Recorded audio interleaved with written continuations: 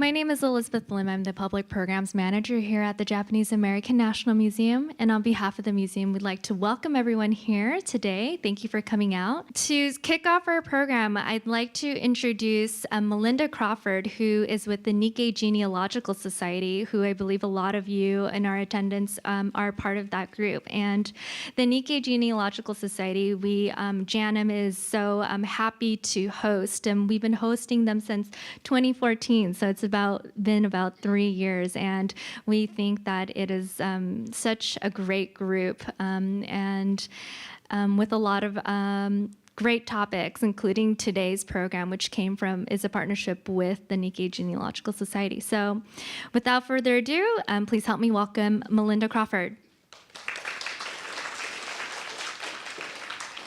Good afternoon. It is amazing to be here and to see all the many faces, many familiar faces as well. It was interesting when I was first checking on, and Marisa and I, we were first checking on how many people had signed up, and it was like, oh, 49, that's good. And then yesterday, Elizabeth was sharing with me and with Marisa that we're up to 105. So not sure if everybody's here today, but it's wonderful seeing many of you. So anyway, I just wanted to share a little bit about the Nikkei Genealogical Society, just real briefly. So we did start back in 2014. Actually, our founding members, it was a small group. There was about 6 of us. We got together, and our very first meeting in January 2014 was in the home of a former Manzanar resident and my friend, Madeline Arai Yamamoto. And just having her part of that original planning session and for following meetings, it was amazing because it brought that real historical aspect to it as it relates to our California history here. And then, too, in terms of just thinking about how we partner within our community, it's been a pleasure working together with JANM, as well as another partner that we have is the Southern California Genealogical Society, which is based in Burbank. So just in terms of some little introductory notes, being a family historian, I was thinking back to a story. We like to tell stories. We like to collect information. And I was trying to think about when did I first meet Marisa? So we're going to travel back in time, Marisa. Not too far. So on July 8th, 2014, I had written an email to NARA, so the National Archives, their regional branch up in San Bruno, because I wanted to look at some files. And so here's my email. I still had that email, and I said, "Dear NARA, greetings. This email serves as a follow-up to a call that I made yesterday afternoon to your regional branch. I will be driving to San Bruno on Wednesday, July 9th, and will be staying near your facilities so that I could begin my research first thing on the morning on the 10th. A year ago, I visited NARA for the first time and had some alien case files that were pulled for me, and I would like to review these files again.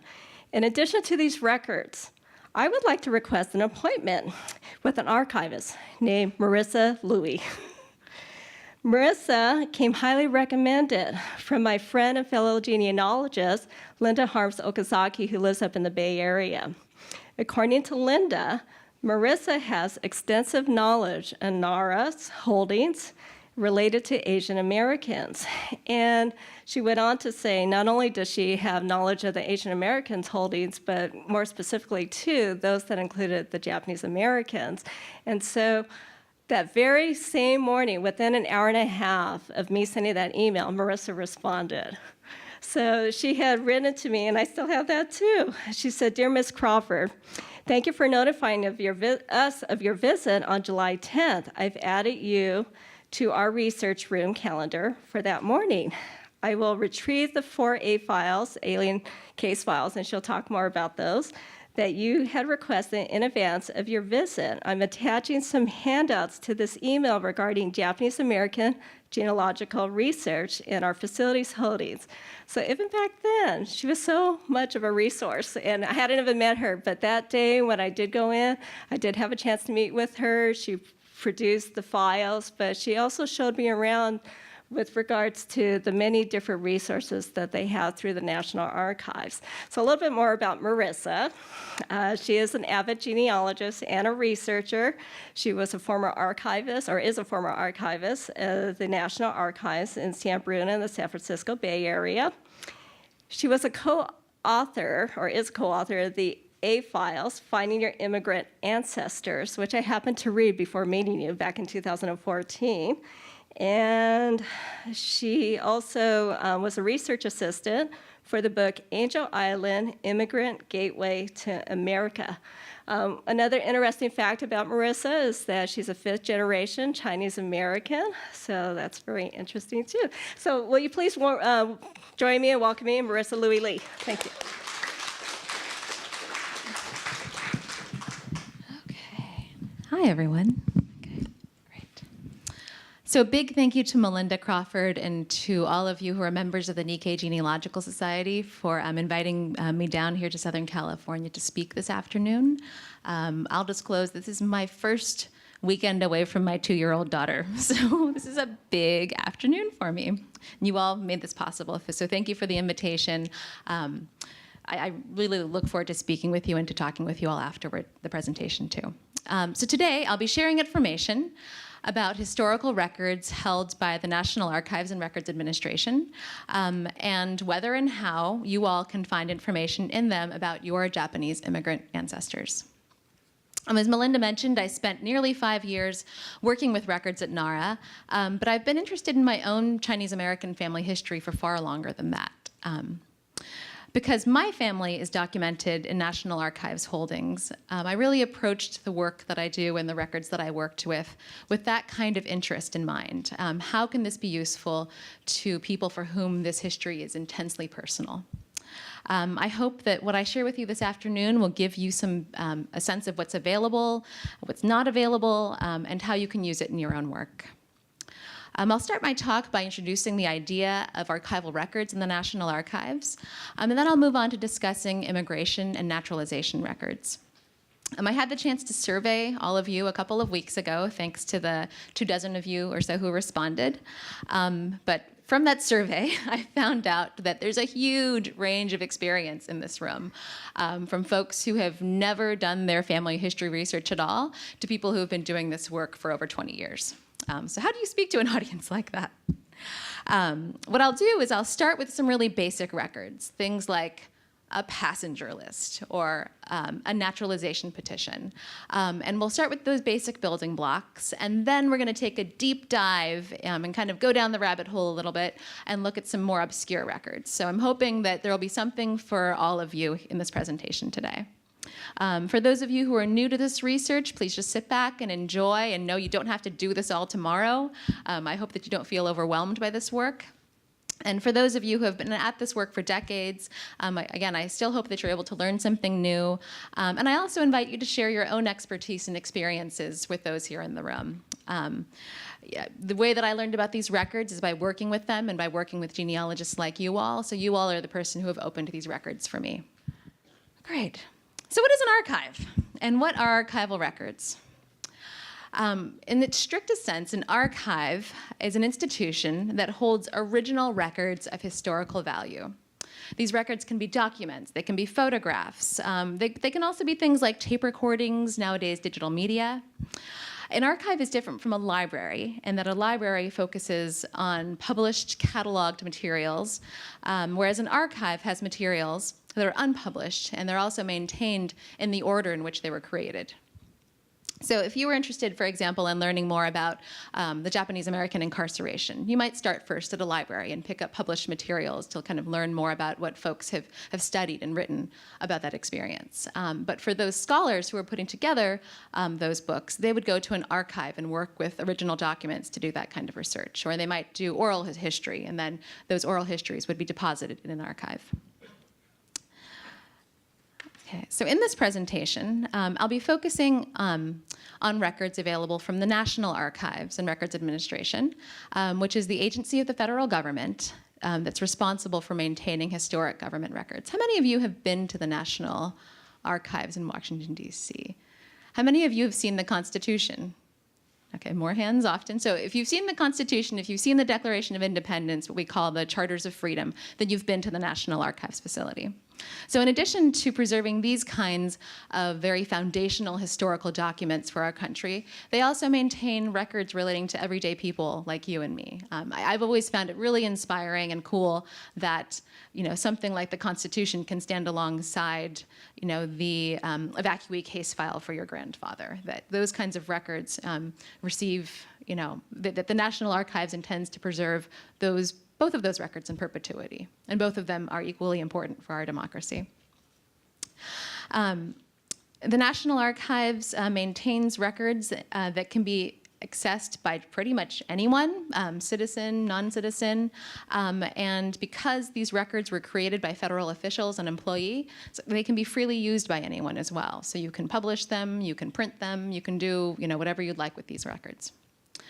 In contrast with today, the federal government has not always had control over immigration and naturalization procedures, but for the time periods that we're looking at in terms of Japanese American history, the federal government has had oversight of those things. So this is kind of where you want to get started if you're doing immigration and naturalization research. And so we think of the National Archives as being in Washington, D.C., and that's kind of where the mothership is.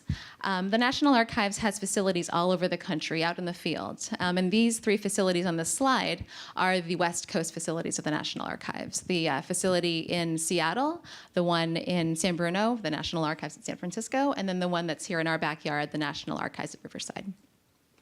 And the reason that these field offices exist is because the federal government does work all across the country. So for the National Archives at San Francisco, for example, you'll get federal records that were created in Northern California, in Nevada, in Hawaii. The National Archives at Riverside would have records for Southern California and for Arizona and for Las Vegas. You'll see some exceptions to this rule during the presentation, but for the most part, you'll want to search for records where your family immigrated to and lived. So before I sort of jump in and start and get you all excited about what you can find, I like to put up this disclaimer, which is to acknowledge some of the limitations to doing this research. The first is to ask yourself, when did your ancestor come and immigrate to the United States? Was it before the federal government had oversight of immigration? For my family and for you all here in this audience who are of Japanese American descent, that's not really that big of a deal because the historical wave of Japanese American immigration happened after the federal government took control of immigration. But the second question is quite relevant, which is, what kinds of records have been retained? So even though a record may have once been created, does that mean that that record still exists? Not necessarily. In fact, only 4 to 5% of federal records that were created are actually permanently retained in the National Archives. So something like your all's tax returns. Does the federal government keep those in perpetuity? No. Just like you all do your own sort of records retention and you shred your tax returns after 7 years, the federal government also, sort of purges documents and doesn't keep everything. So that means that not everything that once existed still exists, and also because, the federal government being what it does, a lot of policies are kind of inconsistently applied. So whereas you might have something for one port of entry, so for example, while they have immigration files in San Francisco, it doesn't necessarily mean that the same thing is true for Seattle or for Los Angeles. So just to kind of say, what we see today isn't necessarily true everywhere, and we kind of work with what we have. Okay, so now that I've addressed that downside to this, we have nowhere to go but up. Okay. So let's start with the kind of the basic building block, the foundation of immigration research, which is finding passenger lists. This is a photograph of the steamship Seattle Maru, docked in Vancouver, of all places. I couldn't find a good photo of it for here in the US. Passenger lists were first kept by the US Customs Service, and then that rolled into the Office of the Superintendent in the Department of Treasury in 1891. These lists are arranged according to date of arrival, which means that if you're looking for a passenger list, you kind of have to know when someone came to the US. However, that was before the existence of websites like Ancestry and Family Search. Before we had these records digitized and indexed, finding an ancestor might have meant visiting a research facility and scrolling through microfilm and scrolling through microfilm and scrolling through microfilm. And maybe sometimes you might have an index to that microfilm, but is the index in order? How many of you have done this research since you've had to do that kind of work? Okay, so you can attest to how challenging and how that work could be, but also how rewarding it was to find a record as well. Today, you have websites like Ancestry and Family Search and other such organizations that provide online access to these microfilm passenger lists, and they've been digitized en masse. They've also been indexed, meaning that every name has been read, and for better or worse, they've been transcribed into a searchable database, along with some other information on the passenger list, like how old was the person, what port of entry were they coming from. So this enables us just to go online, and you can type in the name of an individual and then drill down to precisely where that individual is listed on the passenger list. So I should be able to, because we got this Wi-Fi enabled, do that right here and now. Okay, so you might, if any of you want to follow along in your laptops, you're more than welcome to, so long as you're Wi-Fi enabled. So you can simply go now to a site like Family Search, and Family Search is a nonprofit organization that's affiliated with the Church of Jesus Christ of Latter-day Saints, and they have indexed and made available passenger lists. So you can just go to Search, click there. I'll type in random Japanese ancestor immigrant name. Okay. What's that? There we go. Okay. So Yoshitake Morita. I'm typing in one that I know will come up, everyone. Okay. And you can click search. Okay, so we have census records. And then you can scroll down and you'll see passenger lists right here. We can click here. I'll just click this one because it's one I've looked at before.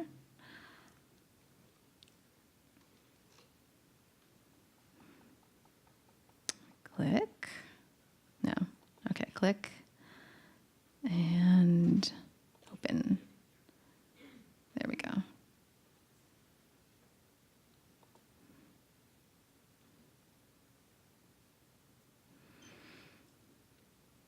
Okay, and here you have an original passenger list for this individual coming into the U.S. in 1916.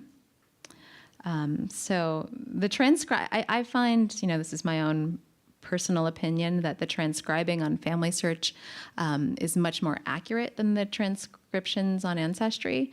It could be that folks who are more familiar with Japanese names may have done this transcription work.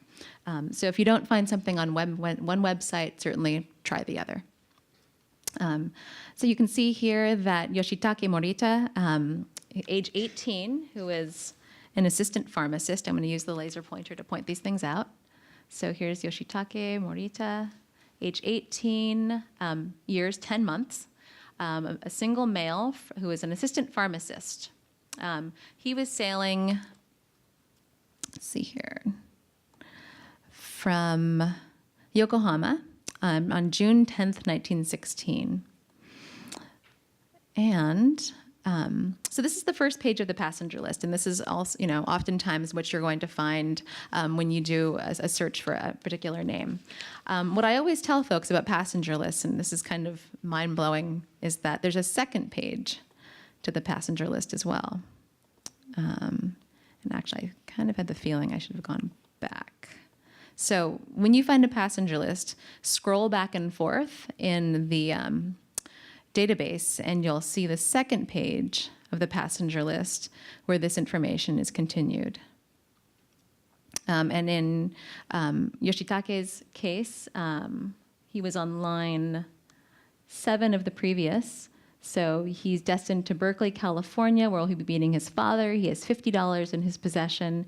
Here's his father's name, all the way down to the end where it talks about his birthplace. There's a ton of information just on this simple passenger list. Kind of, it gives you like such like an amazing snapshot of someone as they were entering into the U.S. Question?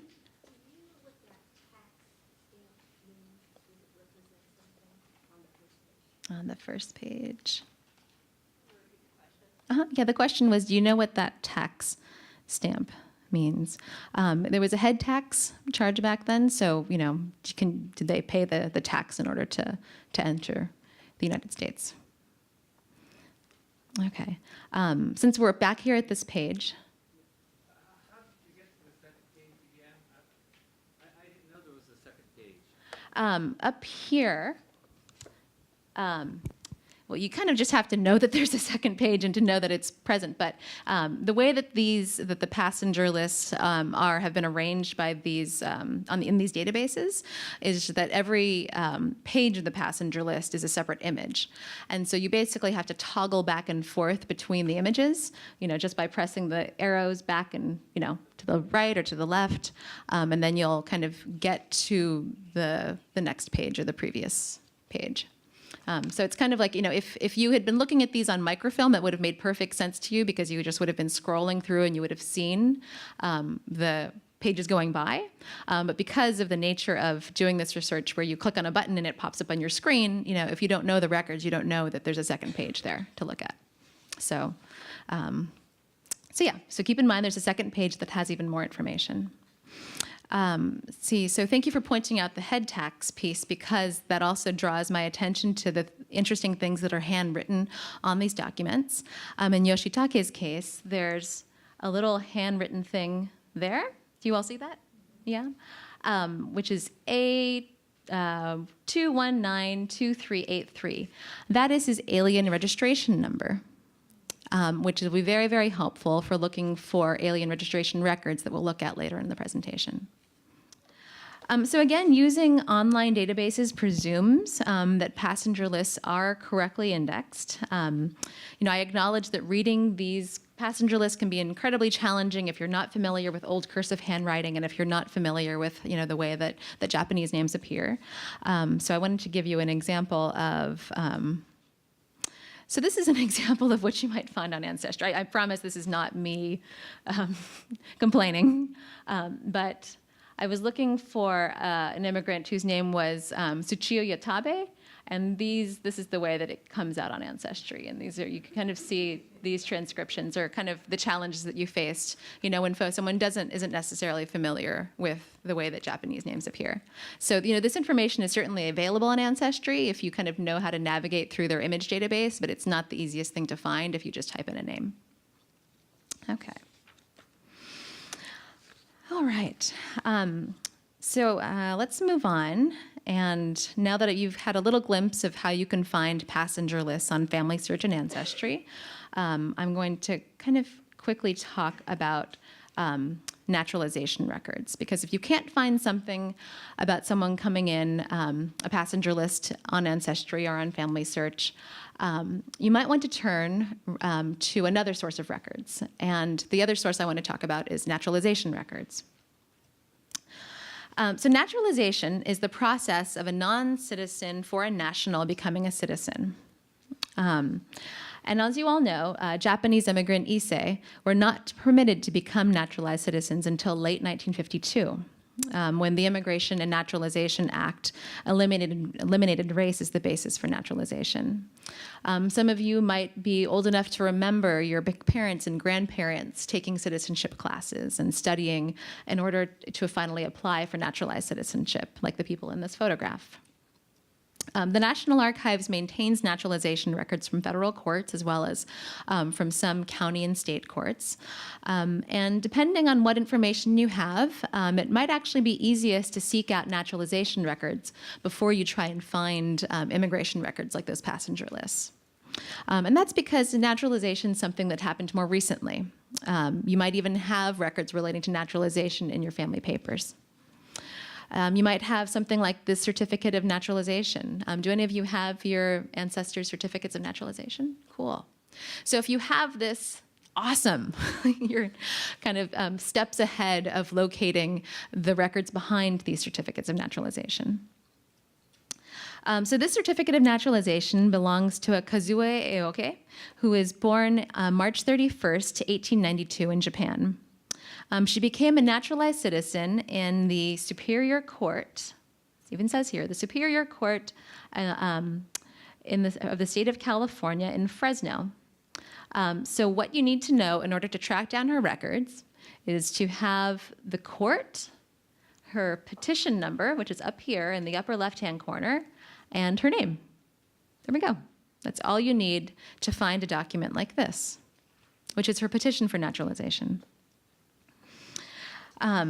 These petitions have basic biographical information, her dates and places of birth, the name of her spouse and children, and then what's of greatest interest to us is when her lawful admission for permanent residence took place, when she immigrated. And you see down here, my lawful admission for permanent residence in the United States was in San Francisco using this name, a slight, very, very slight spelling difference, on December 31st, 1912, on the SS Shinyomaru.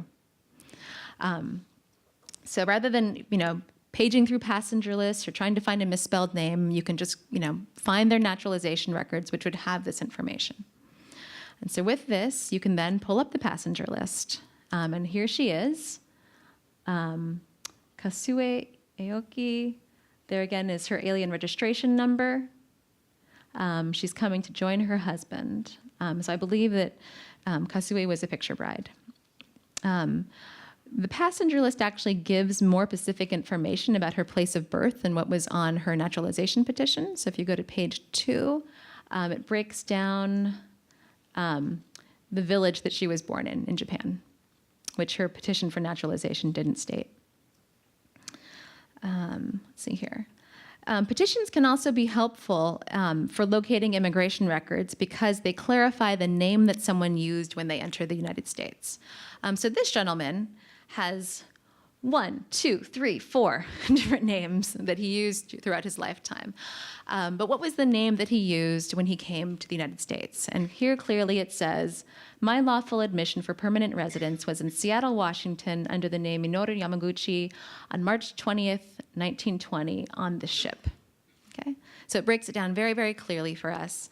And what's also helpful is that when someone was naturalizing, naturalization and immigration officials would actually go back and look at the original passenger lists and verify that this person had actually entered on this date on this ship, which is why we see those alien registration numbers written there, because that we get penciled in later on in time. Okay, other questions? That's a good question. I don't know why that's the case for people of Japanese American descent or of Japanese descent. I know, does anyone here have ideas about why someone would have multiple names? That's something I don't know. I know that, for my own descent, being Chinese American, someone would have a name when you were born, you would have another name when you went to school, you'd have another name that was a business name. But I don't know, yeah, back there? Okay, thank you. So in the case of your family, there was someone who was adopting someone else's children or adopting their stepchildren. And that's, kind of, why anyone might have multiple names. Other comments or anything else that someone would want to share? Yeah. Okay. So another point that when someone converted to Catholicism, that they then took on a sort of a Christian name. That might be a reason why someone might have more than one name. What caught my eye with this is there's, multiple surnames, multiple Japanese given names. I would love more insight into this if someone can share more later. Other I have a question comments? over here. Oh, good. Yes. I actually have a copy of my grandfather's passport. I have pictures of it. And it looks like it was from the Japanese passport to in English. So I believe he immigrated to the U.S. and then went to Mexico. So it's stamped in Mexico, but it's got a number. Would that be something that would be helpful that I can track? It depends on the number that's written on there. I don't know, but I'm It's happy to look. stamped. Okay. Yeah, I'm happy. We can certainly look at that Thanks. later. Yeah, absolutely. Yeah, you'll kind of see lots of numbers floating around, like, petition numbers, citizenship certificate numbers, A numbers, and, I'll kind of give you a sense of what to do with some of these numbers where you can find additional records, but sometimes something might be a dead end. So, but we'll certainly, I'm happy to kind of entertain specific questions later. Yeah? Okay. The question was, what is the convention for taking on your husband's surname when you marry? In these records for Japanese women and Japanese immigrant women, I've largely seen them taking on their husband's surnames. Yeah. Yeah. So, okay. Hi. So, another. Sorry. Yes. I was just wondering, are there naturalization records or petition records for people who renounce their citizenship and, 1945 or something, 1944, 45, and then repetitioned to get their citizenship back? And these are internees who were sent. Right, who right. were sent to. So the question was, what about renunciants, and what kinds of records exist relating to them then regaining their citizenship? I think it depends on how that citizenship was regained. Like, I know that there were sort of mass civil action lawsuits that, awarded like a large number of people back with their citizenship. But, I think if you did it on an individual basis, that could be different. A lot of those kinds of so yeah, it's kind of on a case-by-case basis. Was your family part of like at the National Archives at San Francisco? We have a large lawsuit that was filed to sort of sue back for their citizenship, and so that could be like, there are lots of personal records in there, and that's kind of how someone was regained their citizenship. But if they did it later in life, it could be different. So it depends. Yeah. Yes. Yeah. Good place to start. It's a good place to start. Yeah, absolutely. And a lot of these. I'll touch them more on that later. So let's see. Moving on. So with this, we've covered two very important but also basic types of records: ship passenger lists and naturalization records. So with these two records, you should be able to find them if your ancestor, one, entered the U.S. under documented means. I should, sort of make a very point to say documented means, and also if they became a naturalized citizen. If you're looking for passenger lists, this is where you're going to be able to find them. For Seattle, and these, I also list these ports of entry because in my informal surveys with you all, these seem to be the ports that folks entered through the most.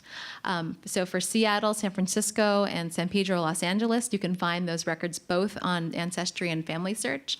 But if your family came through Honolulu, you're going to start with Ancestry.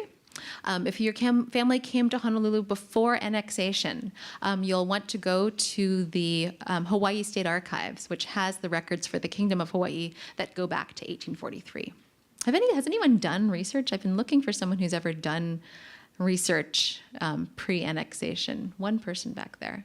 Okay, I'd love to talk with you all later, because I've never been to the Hawaii State Archives myself. I've only sent people there, so I'd love to kind of hear about what your experience was like. Okay. Yes. He was born just outside of Portland, and he went to Minidoka, Idaho. And by going to these pilgrimages, they knew my father because he used to go to the pilgrimages. But stories that he would share with them, he never shared with my siblings. One of the stories, and I can't corroborate this, but my father, his father, my grandfather, that is, jumped ship in Alaska. So would he still be on some kind of passenger list? So I don't know if he entered the United States illegally, or if he was processed, through immigration of any sort. But this is the kind of like, I'm trying to piece this together. Right. So is there some way to confirm that he was on a passenger list going from Japan to Alaska, then he migrated down to Pacific Northwest, like Washington, Oregon area?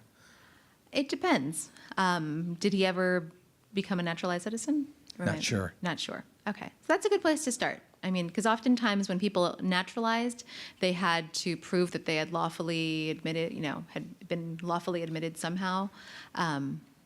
So, and that at the time of naturalization, they would often sort out, well, I might have crossed some border by foot, or I might have stowed away on some ship at some point.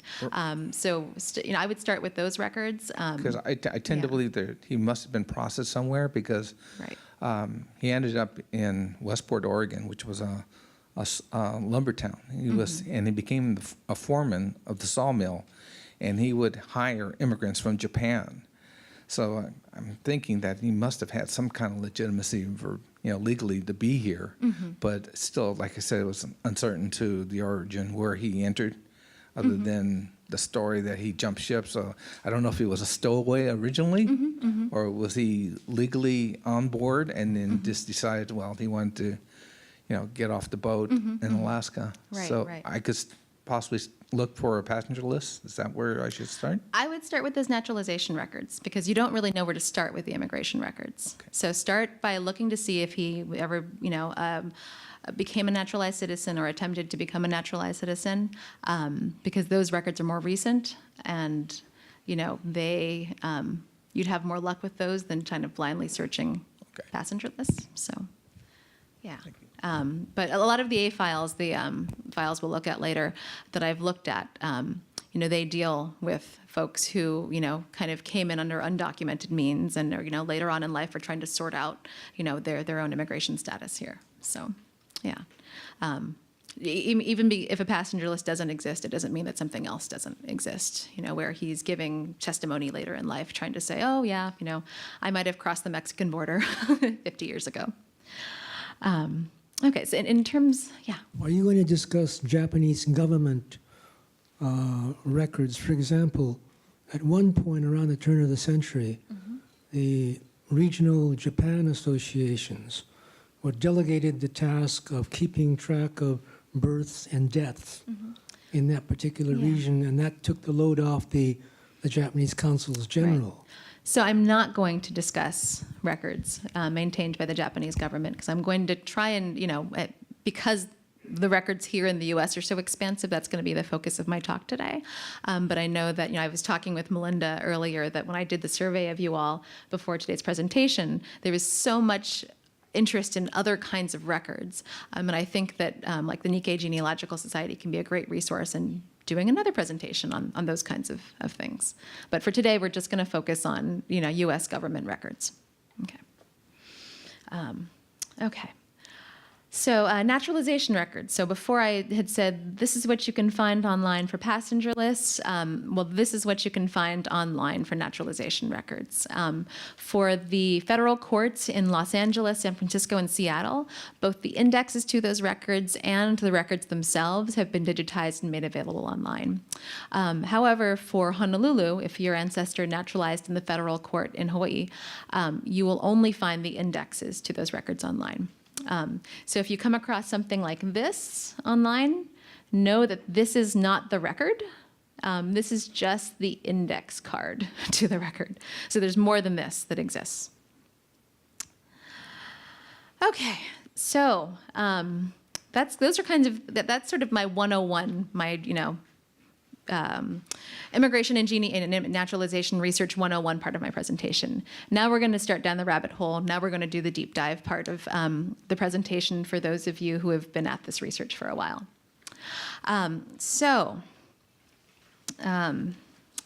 Let's look at picture bride case files that are maintained at the National Archives at San Francisco.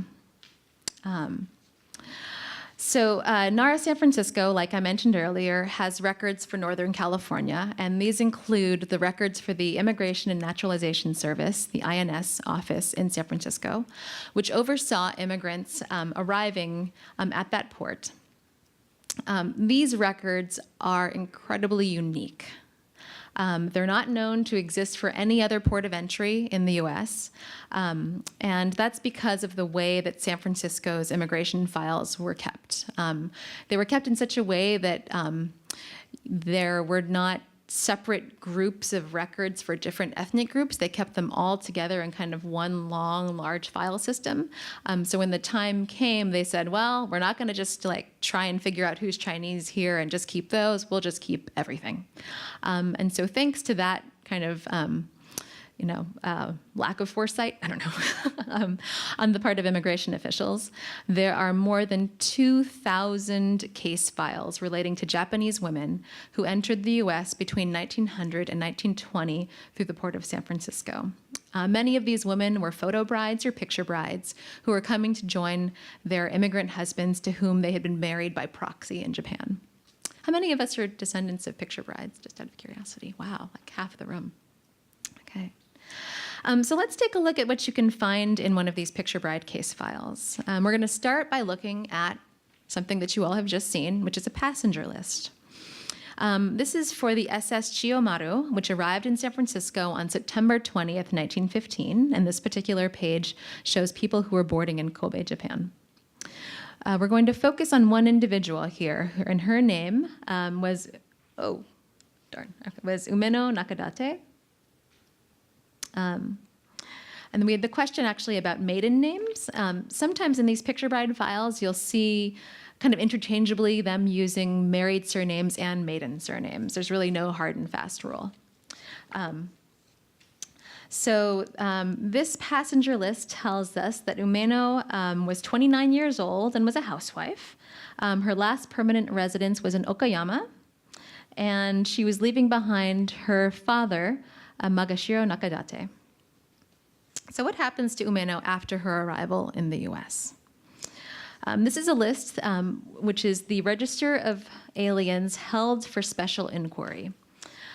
So these were people who were being detained at Angel Island Immigration Station in San Francisco. And it shows some of those who were on the ship with our immigrant Umeno. There's some interesting things to note here, and I apologize that this is such tiny print that no one but me can see them. Okay. Let's see here. Umeno is down here, all the way down at the bottom of the page. Let's see here. Here's the first notation, which is PB in handwritten letters, which is photo bride. You see the other PBs written here. So here are their picture brides. And then here in this column, it says November 16th file next to her name. And that indicates that there's some kind of case file for her. Not all of the people on this list have case files, and it's kind of arbitrary as to who had one and who didn't. But we'll take a look at her file since she has one. Okay. So this is kind of a cover letter that provides some basic information about her. It's kind of abstracted from the passenger list. But then you have her photos. Okay. And so this is Umeno and her husband, Yoshichiro Nakatachi. He was a farmer in Fresno County, California, I think in Tulare. What you'll also find in this case file is 2 letters that were submitted as evidence of her husband's standing in the community.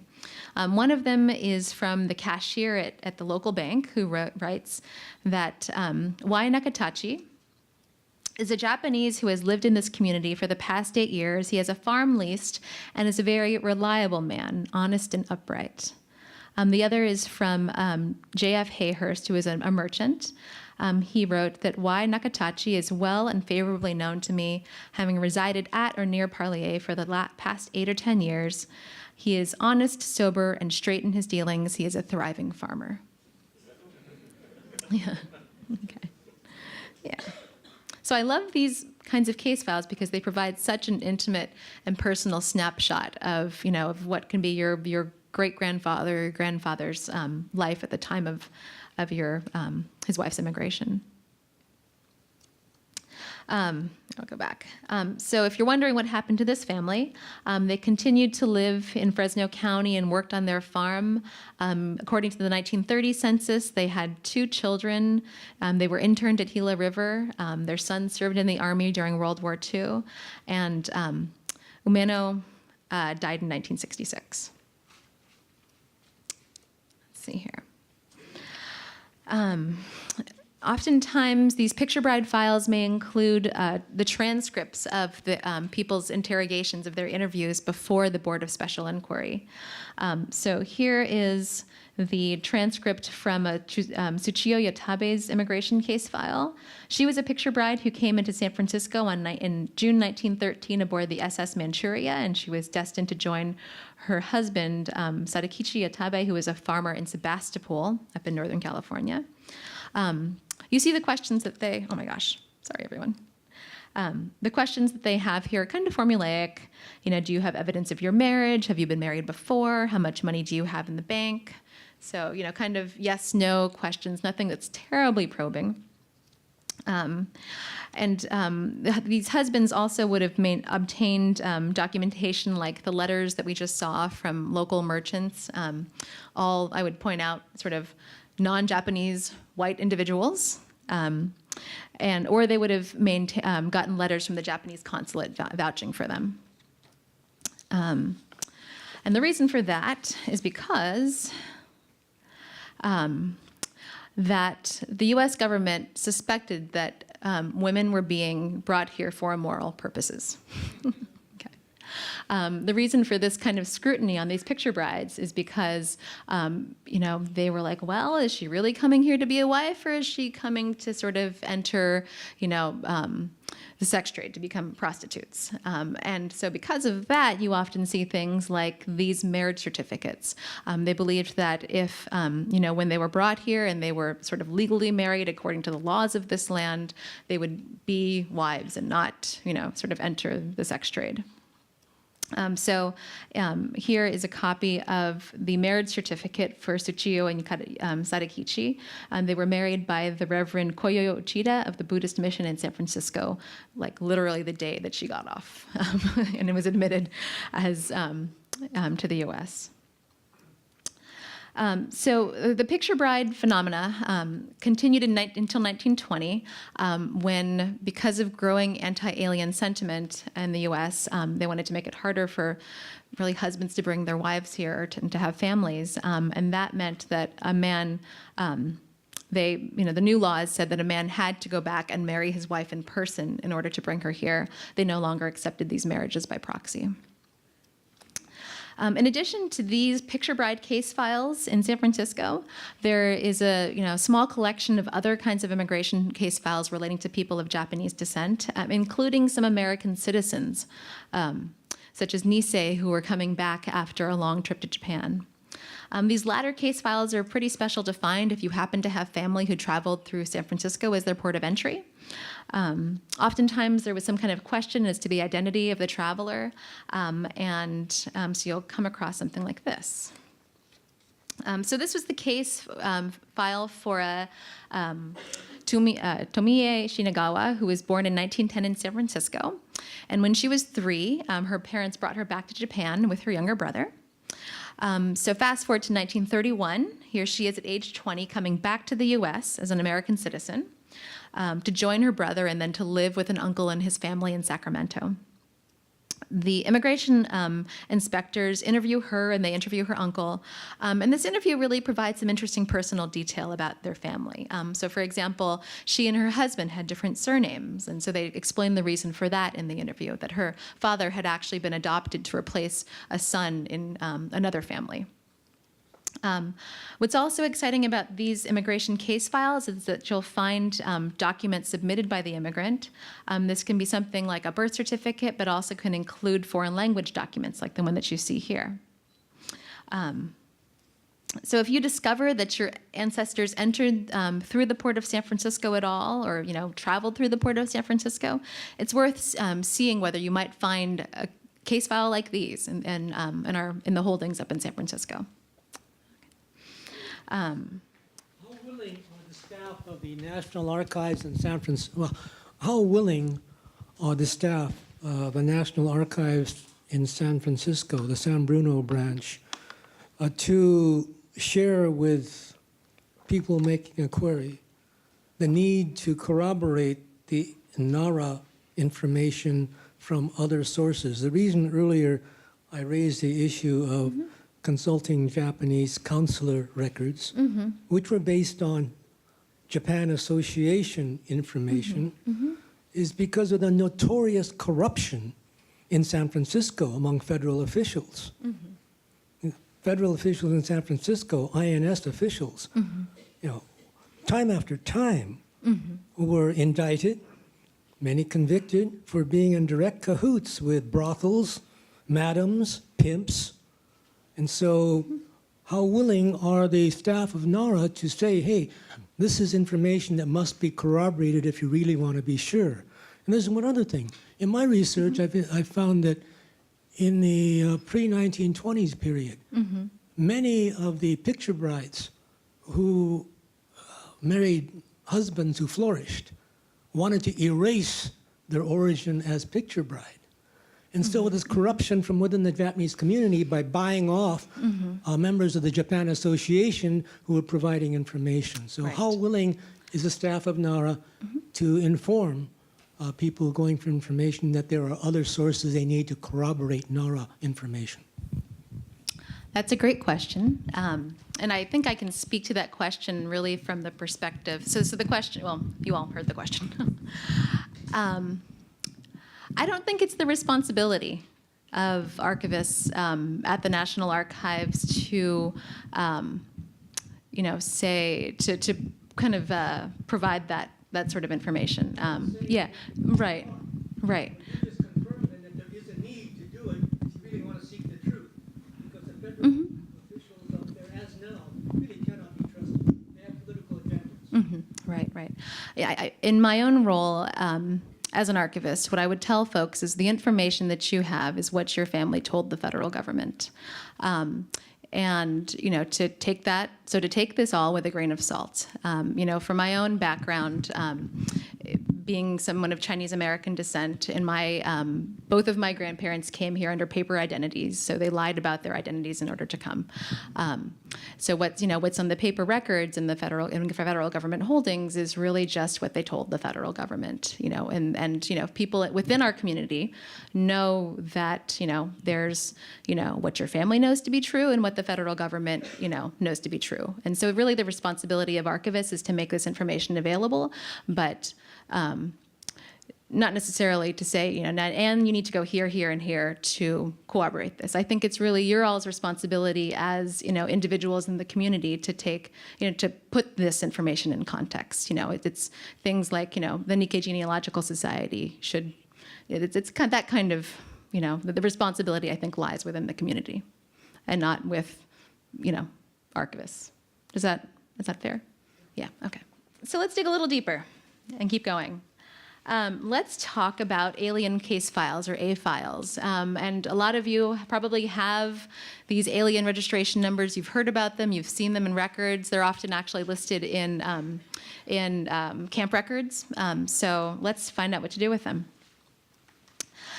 Okay, so alien files, or A files, are today still in existence. They're the modern immigration case file, and they contain all records relating to one's immigration and naturalization related processes. And even today, these are still working files that are maintained by the current U.S. Citizenship and Immigration Services. Any immigrant who comes into the U.S. today gets an A file. Anyone who immigrated after 1944 has an A file. That's a hard and fast rule. If you have an immigrant ancestor who came in after 1944, you are guaranteed to have an A file. Many of those who immigrated before 1944 have A files, depending on their personal history. So for example, did they ever become or attempt to become naturalized citizens?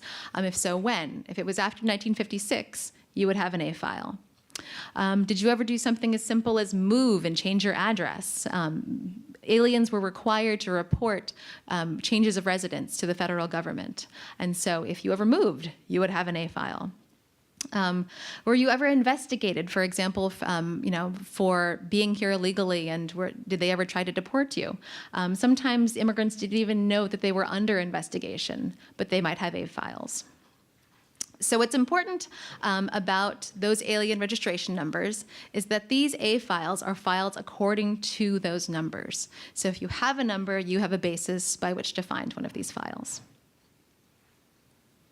Okay. So in order to understand these files, it's kind of important to understand a little bit about their genesis. The Alien Registration Act of 1940 required all non-citizen adults to register with the government as a matter of national security. This is sort of the dawn of World War II. All aliens, and about 5 million people did this, went to their local post office to be fingerprinted and then to complete a 2-page form, which was the alien registration form, the Form AR2. Let's see, on this slide is Toyosaku Komai, who was the publisher of the Rafu Shimpo. And he was fingerprinted here in Los Angeles on the very first day of alien registration in August 1940. So folks would complete these alien registration forms, they would get fingerprinted, and they would then be assigned an alien registration number and given an alien registration card. So here is what these alien registration forms look like. It asks for basic biographical information, what is your name, where were you born, do you have children, how tall are you? But it also asks pretty pointed questions about one's status as a good, quote unquote, resident alien. What organizations do you have membership in? Have you ever been a member of an organization with a tie to a foreign government? What military service have you had? Have you ever applied for citizenship? Have you had any arrests, any indictments?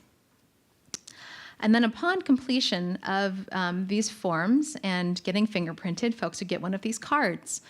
Perhaps you might find one of these cards in your family papers. It has both the alien's name and address and their fingerprint and signature, but also this number here, which is the alien registration number. You'll see here instructions. Let's see here. Let's see, the Act requires all resident aliens to report each change of address within 5 days of such change. A penalty of fine and imprisonment is provided by law for failure to make the required reports. So they were not joking around with this act. Okay. So in spite of this mass registration of aliens in 1940, the INS still had no unified record-keeping system by which to keep files about resident aliens. Every INS district office had different file-keeping systems, and aliens might have had multiple files if you lived in one place but came in through another. And so in any case, in 1944, immigration officials decided to begin keeping A files for all immigration-related records, and as time went on, the A file became the single unified file for all INS documents about an immigrant. And because of this, A files contain an enormous variety of records, and because every immigrant's history is different, it's hard to know how large an A file might be. One A file might have 2 pages, say, like an alien registration form, and then like a single change of address card, and the story stops there. Whereas another A file might have well over 200 pages. It really depends on your ancestor's personal history. A files are currently maintained by 2 different field offices of the National Archives, the National Archives at San Francisco and the National Archives at Kansas City. And there are nearly 1 million A files in these 2 facilities' holdings for people born in 1910 and before. USCIS, the U.S. Citizenship and Immigration Services, is still hanging on to A files for people who are born after 1910. It's a little typo in that slide. It should be 1911 and after. As an interesting piece of information, in San Francisco, their A files have 36,000 A files for persons born in Japan. That's about 14% of their A files holdings. So it's just, to me, it's like, this is just a wealth of information waiting to be tapped by genealogists and stories waiting to be told. And so with that, let me share one of these stories. Okay, so this gentleman here, who is about 80 years old in this picture, his name was Kuranoshin Yatabe, Mr. Yatabe. And his A file starts with his alien registration form, which he filled out in 1940. It provides some basic information about him, that he arrived in 1904, but had never traveled back to Japan. He's a farmer, he's married with 8 children. In 1941, he completed an application for a certificate of identification for aliens of enemy nationality. And on that form, he listed that he had a sister who living in Japan. A year later, he filed an address record card to let them know that he was now living at Merced Assembly Center. And then he was living in a Machi internment camp in Colorado. After his release, he moved back to the San Francisco Bay Area and resided in Berkeley and Richmond, California. But the bulk of his A file is dedicated to his application in 1953 to become a naturalized citizen at the age of 79. It starts with this application to file a petition for naturalization. He submits it to the INS, and then the INS responds and asks him for proof of his permanent residence, like any documents relating to his arrival. So he responds and he sends this document, which is a certified copy of a translated certificate of passport issued, and it was sealed by the governor of the prefecture where he lived in Japan. And it states that his passport was originally issued October 29th, 1897, and he was heading to Hawaii back in 1897. And keep in mind, he's doing his application for naturalized citizenship in 1953. In a letter, Mr. Uratabe states that he has no documents relating to his proof of residence in the US because his documents had been destroyed in the 1906 earthquake in San Francisco.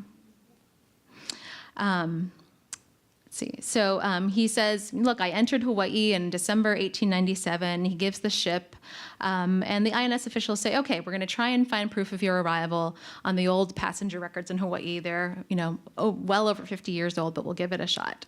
And in the meantime, he sends another document to help make his case for having been in the U.S., which is this. It's an affidavit from a longtime acquaintance of his, a Sumotaro Morai, who was living in 1850 Laguna Street. He certifies that he has known Mr. Uratabe since 1900, when we were working at a sugarcane plantation in the Hawaiian Islands. We came to San Francisco in and about 1903, and over these 50 years, we've had continued personal connection with each other. Mr. Uratabe's family doesn't hear back from the INS for a year. And they send a letter saying that, we looked at the records in Honolulu. We can't find you coming in 1897. We got that affidavit you sent, but we actually need 2 of those. And so his son, Joseph, who was 30 years old at the time, sends a letter to the INS, and I quote from his letter.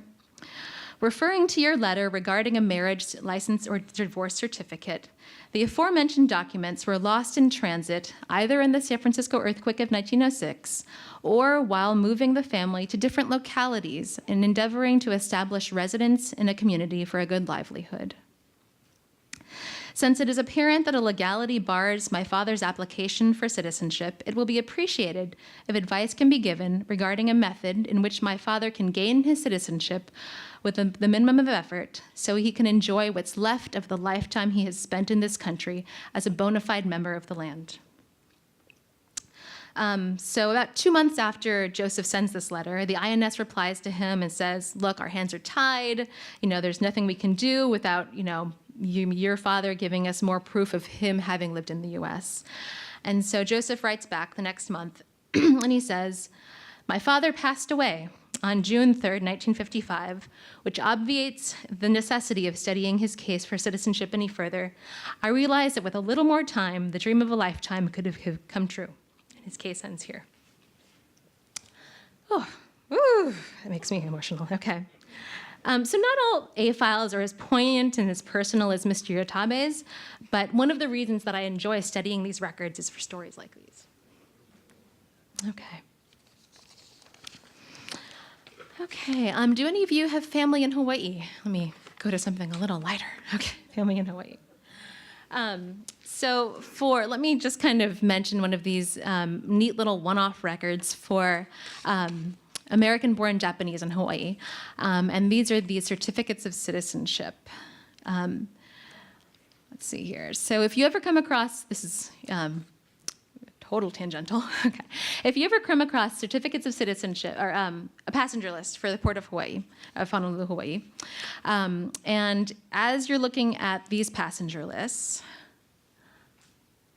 if you come across something in the immigration visa number column that looks like this, a C.C. Hashtag number. There is a record that you can find relating to these numbers. And these are certificates of citizenship that were issued to Japanese Hawaiians who were traveling outside of Hawaii. And they look like this. These are for two sisters who were coming back to Honolulu in May of 1931, Sueko and Tomiko Sasaki. Their certificates of citizenship numbers are here, and then with these numbers, you can find these documents. You'll see here that there's a very tantalizing reference to file 4333, 6103, and 6102. And these refer to case files that were once maintained by the Honolulu office of the INS, and there were tens of thousands of these case files. Unfortunately, as records go, these files were not maintained in perpetuity, and so what we have left of this, registration for these certificates of citizenship are just these little cards themselves, these duplicate certificates. But I think they're precious just because, for reason of these photographs alone. Okay. So I'd like to end today's presentation by looking at the U.S. Citizenship and Immigration Services genealogy program and what records you can obtain through USCIS. So USCIS is the current federal agency that oversees lawful immigration to the U.S. It was established under the Department of Homeland Security in 2002 as the successor to the INS.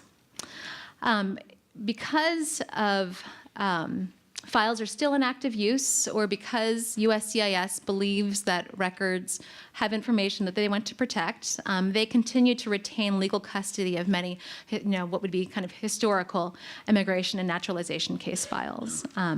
But they have provided a mechanism for accessing those records, and that would be their genealogy program. Okay.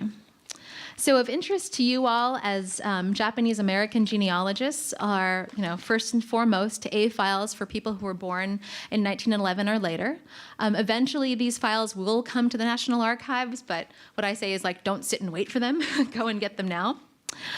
They also have naturalization certificate files for individuals who naturalized before 1956, and alien registration forms for people who registered in 1940 but never actually got an A file. Okay. Have any of you ever filed requests with the genealogy program? A couple? What was your experience like? It takes a long time. It does. So, but you good. That's good to hear that you get stuff. Good. So with the USCIS genealogy program, our participant said, it takes a while to hear back. You have to kind of sit on your hands, wait for months, sometimes a year or more. So what I would say is, take this information home tonight and file your request tonight, and maybe sometime next year you'll get something. Okay. But because this information isn't yet available at the National Archives, this is the only way that you can get these kinds of records. Another great program that the U.S. Citizenship and Immigration Services genealogy program offers are these index search requests, by which you can essentially send in information about an immigrant, and really basic stuff to their name, what country they were born in, and their even approximate date of birth. And their employees will go into their master index and search to see what kind of files they might have related to those individuals. They'll then send you instructions for how you can request copies of those files. There are pretty hefty fees associated with these searches. It's $65 a search, and they just recently increased their fees. And then there are more fees on top of that for getting copies of these records. But again, since this is the only way that you can access these records, and these fees kind of pay for the employees to do these searches, it's worthwhile. Whew, okay. So that kind of very quickly, yes? How would you know which office maintains it, San Francisco or Kansas City? That's a good question. So let's, so the question was how do you know which a National Archives office maintains a particular A file? Let's see here. let's search a name. Let's find our friend, Mr. Yotabe. So here is the catalog entry for his A file. Again, what we'll do is we'll click on the link, and like what we did before, you'll just go down to the end of the page, and you'll see here who you should contact. And that'll tell you where the file is. Oh, it's, Melinda asks, where's the map of which office you go to? Oh, great. They reorganize. But does that answer your question then? Like, how do you find which A files are where? I have my father was born in 1911. Uh-huh. And I have a number that is left in a little slip of paper. So I know that that's his A file. But I've never, So, and I have his naturalization papers. He left that for me, but I don't have his A file. okay. So our participant here said that she has the A number for your father who was born in 1911, and where to go with that number, basically. What I hear from that is your father is born in 1911, which means that his A file is still maintained by the U.S. Citizenship and Immigration Services, not yet by the National Archives. So you'll want to go to the U.S. Citizenship and Immigration Services and request a copy of his file through them, and which you will do through, sorry everyone, through this, too many windows for me to look at. Requested online, Yes, through this genealogy program here. and that's $65 or $75. Yes, yes, yeah. Which, depending on how large an A file was at the National Archives, could be that much to get a copy of anyway. Yeah. It's money well spent, so don't get me wrong. Okay. Was there another? Oh, Melinda's question. Where's that map? Okay. While I'm looking for this, are there other questions? No. It's good. It's a good question. Yeah. I have a question about the Visit us. Hawaii-born citizens. Yes. Let's see, I have one record that has a number that starts with BC, and I was just wondering. Birth certificate. Birth certificate and Right. an RP. Return permit? Okay. Right. Thank you. Yeah. Okay. Mm-hmm. My father was born, Oh, wait, let's wait for the mic. Okay. my father was actually born in Tottori, Japan, but on this certificate it says that Hawaii. Why is that? On which certificate it says that Hawaii? Well, the one that I received regarding the relocation camp records, it says that he was born in Hawaii, and many I notice of the Japanese people, it says that, but actually they were born in Japan. I don't know without looking at the document Oh. myself and having some context for that. If you have a copy, I'd be happy to look at it Well, later. Can you look at it right now? No, that's okay. Did I? Oh, no. Is it up here somewhere or? No, I mean inside the computer. His name is Nagakura. Masataro Nagakura. Okay. Maybe we can do that later. Okay, and I'll thank see you. if there are other Yes, questions. And if yes, not, we yes, can all deep dive yes, with you and yes. take a look at the record. Are there other questions, or does everyone want to? Okay. Yes, at the top. So, as a start, if we're just starting out, do you recommend that we go in the order that you did the presentation, or do we go straight and go to this genealogical website and then do the order for $65 for the documents, or? Gosh, I didn't do this slide, did I? What I recommend is to start with the basics. To start with by looking for these kind of basic immigration records and naturalization records. Really, what you want to start with is what does your family have in its papers? Have you looked in your family files? Have you dug through your family's file cabinets, looked in old journals, little boxes? Like, what kinds of papers do you have that would get you started with the names that your ancestors used? Maybe you might have a certificate of naturalization sitting around that would open the door to naturalization and immigration records already. So start with your family's papers. I think that's kind of a good rule of thumb for any genealogist, doing any kind of work. See what your family has already. Doing this $65 index search request is great, but you also need to have some, this is kind of simple information, but for like many folks, it's not. Like, gosh, what is my grandfather's name? What was the name that he used? When was he born? So you kind of want to have some solid basis for your information before even submitting this request. So start with what you have in your family's papers, talk with your family, get some solid information before you submit this request and before you start doing your archival research. Is that helpful? Okay, great. Family search would be a good place to start. It's free. And then we can move on to paying $65. It depends on what it is. If you're looking for basic records, then start with Family Search and with Ancestry. You can access Ancestry at your local public library a lot of the time, so you don't have to pay the subscription fee. There for looking for these basic records. This $65 request is for looking for original records that U.S. Citizenship and Immigration Services still has. So this is kind of like,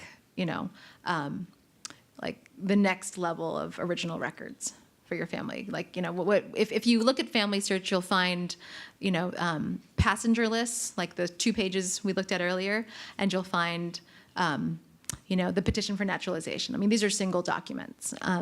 When you're getting these kinds of records, these are files that we're talking about, like, multiple pages, lots of corroborating information, lots of forms, lots of correspondence.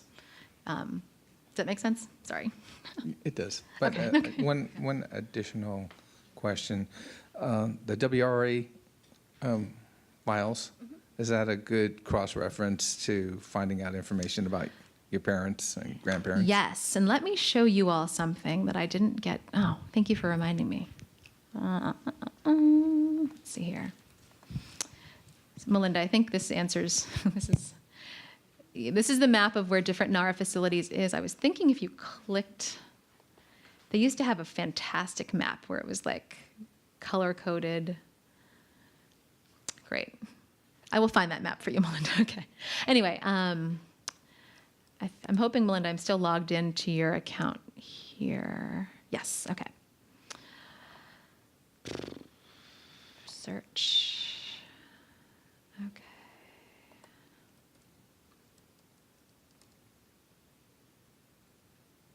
Okay. On Ancestry, they have the final accountability rosters for the camps on here. Have a lot of you looked at these records before? Okay. In these accountability rosters, what is here? Alien registration numbers. Yeah.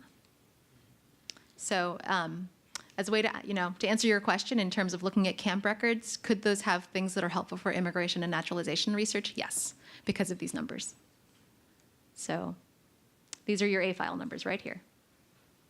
If someone has a file, that is. Yeah. Yeah. Oh, another, I guess, a suggestion. How about the U.S. Census records? The U.S. Census records can be helpful for doing, like, for immigration research. They can be helpful.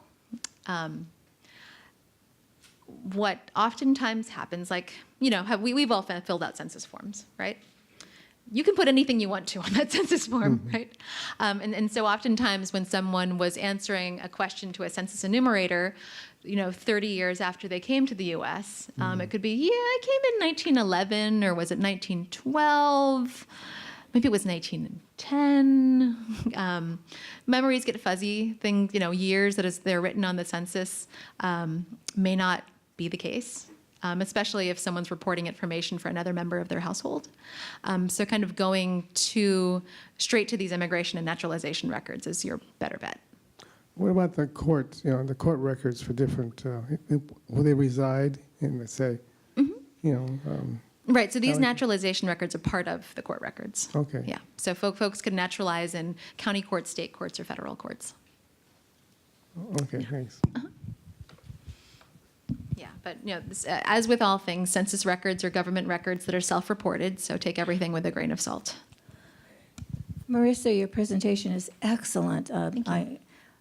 I do Hispanic, and my father was from Mexico. But one of the things I do find is that genealogy becomes a hobby, but expensive hobby. And so you have to be careful how much money you're putting into it. Mm-hmm. And so, but I wanted to let you know that Family Search is fabulous because it's free.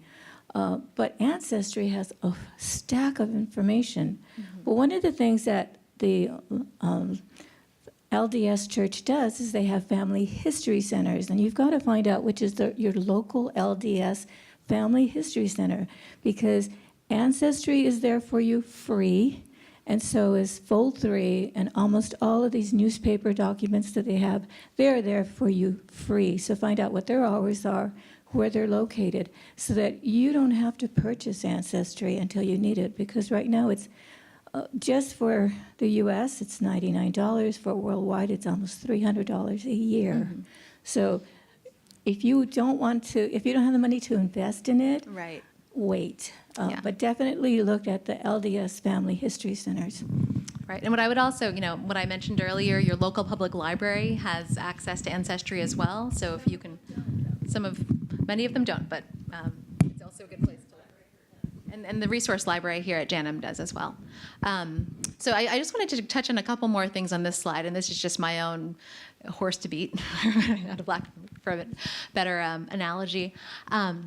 But as you're doing this research, genealogy research, I feel like isn't something that's meant to be done by yourself. I think it's something that's meant to be shared with your family, with your community. It's something that incredibly collaborative. It was an honor for me to work with Melinda and to see what she and what members of Nikkei Gen are building with the Nikkei Genealogical Society. You share your research, you learn about records that you hadn't known about before, and so you might find out things that, I hadn't thought to look in that place, let me explore these records. Genealogical societies also have the place of advocating for records. The A files that we looked at earlier, 20 years ago, they were not permanent records that were going to go to the National Archives. 20 years ago, the federal government was like, well, maybe we should destroy these records. And it was a consortium of genealogical societies from around the country that got together and said, hey, wait, these records are of incredible value to our communities, telling our immigrant stories. They, met with their congresspeople, who then pushed to make these permanent records that can now be accessed at the National Archives. So I think by joining groups like Nikkei Gen, by doing that advocacy work, that's how you can save records that can be used for research. So just keep in mind that, what you see on the screen up here and what you can access at the National Archives, that's often thanks to the work of genealogists like you all. And also, get to know archivists. Talk to them. They oftentimes will know of records that you hadn't thought of. Bring treats for them. Yeah. No. But also, with that in mind, come prepared. Come having done your homework. Come having, come with good information to them. So you're not kind of giving them, approximate dates, but kind of, do your homework before you write to the archives and before you show up. That said, Melinda was recounting the story of how she showed up, 3 years ago at NARA when I was still working there. Write to them. Don't just show up at the door. Make appointments. Right. So yeah, archivists are working professionals who are not just working with genealogists, but also with legal professionals, with historians, with academics, and but they want to treat you the same way that they do those folks as well. Just a comment about that. So, I know that when they have to pull files, they're not necessarily easily accessible. That's why you want to Make an write in appointment. advance. Make an appointment. Yes. Okay. Make an appointment. Okay. Yes. Right. Actually, the research room in San Bruno is actually now by appointment only. So the only way that you can access records at that facility is to write to them, to wait for a response, to get on their research calendar, and then to go. And so for you all coming from Southern California, that's, you should do that. So we're requesting research files when you're assigned. When you request a service from NARA, say like in San Bruno where you're located, is there a fee at all attached to making reservations to meet with you? No. But you would like some kind of outline what you're looking for first, and then say like a week in advance or a month in advance. Right. So because the mission of the National Archives is to make those records available, they do not charge fees for research, for pulling files, or for making those records available for making appointments. That's their mission. USCIS charges a fee because that's not part of their mission, and they need to pay for their employees to make those copies for you. If you go to NARA in San Francisco or in Kansas City or wherever you find you might have records, you can even scan the files in their research room for free. So so you can make PDFs and email them to yourself? Is what exactly. You're saying? Yeah. Cool. Yeah. Bring a digital camera and take pictures of things.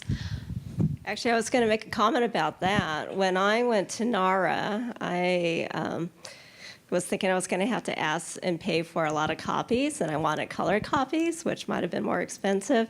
But I had a thumb drive with me, and they had a color scanner. I was able to scan in color the A files for my grandparents and one set of great-grandparents in color, and save it to my thumb drive and didn't pay a dime. Right. And that's just really part of NARA's mission. They want to make these records accessible. So, how best to do that than just to give you the equipment you need and you do the work yourself. If you can't make that trip, you can request copies, and there is a fee associated with requesting copies of records if you can't make the trip yourself. But it's, still fairly nominal. Question up there, I think. Yeah. Oh, okay. I had a terminology question.